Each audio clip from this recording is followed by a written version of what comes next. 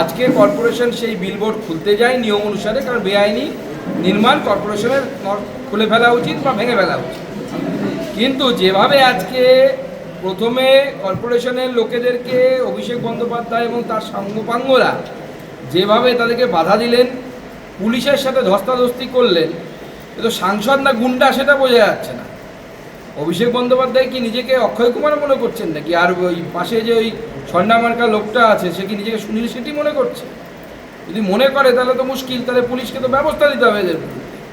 এবং যেভাবে বেআইনি কারবার করেছেন এবং বেআইনি কারবার করার পর সেটা নিয়ে আরও বেশি আবার দাদাগিরি মারছেন। মানে হিন্দিতে একটা কথা আছে, চোরি চোরিকে ওপর সিনা চোরি, তো সেটাই তো করছেন, চোরের মায়ের বড় গলা। 15 বছরের সরকার তারা চালিয়েছে এবং তারা তার নিয়মকানুন জানে। সরকার সরকারের মতো কাজ করে এবং তারা অনেক বেআইনি কাজও করেছে, কিন্তু কেএমসির মতো কাজ করছে। এখানে অভিষেক বন্দ্যোপাধ্যায় হতে পারে, অন্য কোনো চট্টোপাধ্যায় হতে পারে, যে কোনো কেউ হতে পারে। সেখানে তারা তাদের কাজ করছে, সেখানে বাধা দেওয়ার কি আছে? বাধা দেওয়ার অধিকার তো তাদের নেই কোনো কিছু। যদি কিছু বেআইনি কিছু থাকে সেটা তো আজকে উনি বারবারই 15 বছরের সততার প্রতীক, স্বচ্ছতার প্রতীক বলে বারবার গান গেয়ে এসেছেন।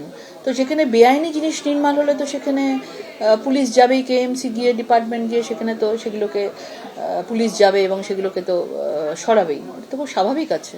এবং মানুষের কাছে যদি বিশ্বাস বলেন, বিশ্বাস হারিয়েছে তৃণমূলের সরকার।